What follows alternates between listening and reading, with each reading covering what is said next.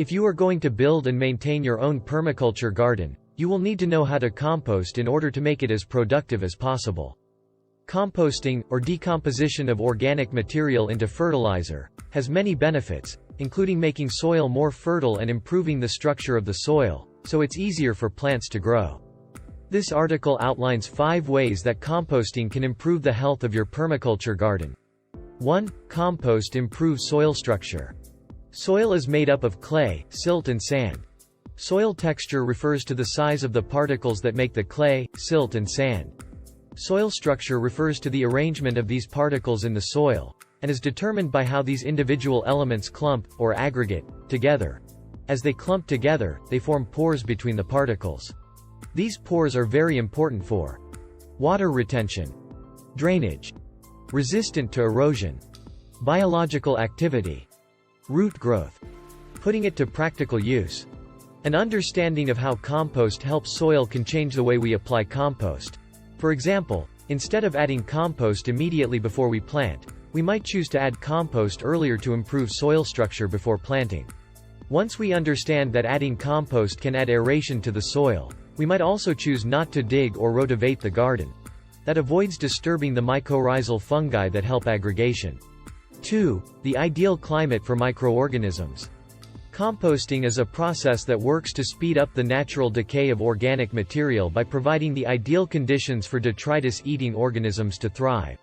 The end product of this concentrated decomposition process is nutrient-rich soil that can help crops, garden plants and trees to grow.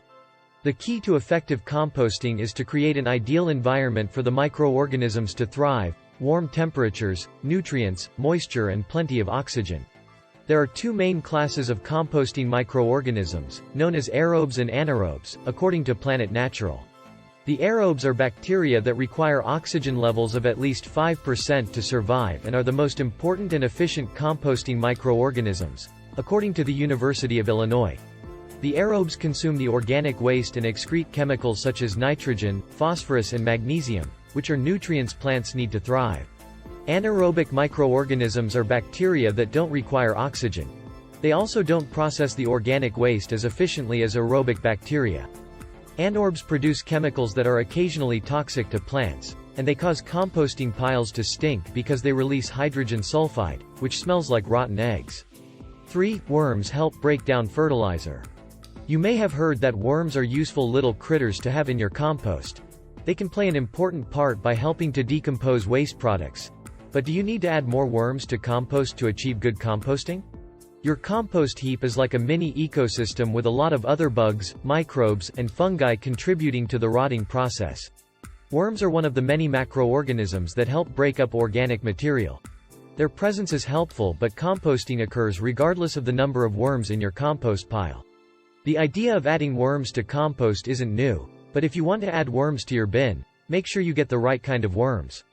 Not all types of worms like the conditions inside a compost bin. For example, if you decide to dig some up from your garden, they may not hang around if you just drop into an open bin. They'll probably just wriggle to the bottom and dig into the earth, and if they're trapped inside a tumbler they will die. The best type of worms to add to compost are red worms known as red wigglers.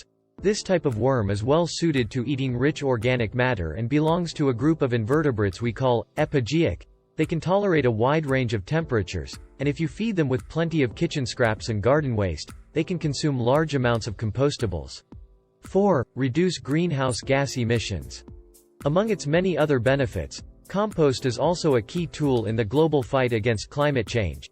Compost benefits the climate in a few different ways, including by reducing greenhouse gas emissions at landfills, by promoting uptake of carbon dioxide by vegetation, and by making our projects and gardens more resilient to the effects of climate change. Not only does compost reduce GHGs, greenhouse gases, but it also removes additional emissions from the atmosphere. By promoting healthier and more vital plant growth, compost is a key mechanism for plants to take in carbon dioxide and convert it into leafy growth.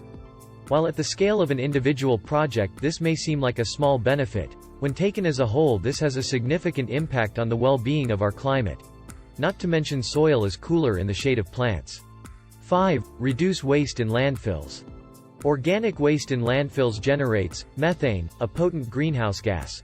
By composting wasted food and other organics, methane emissions are significantly reduced.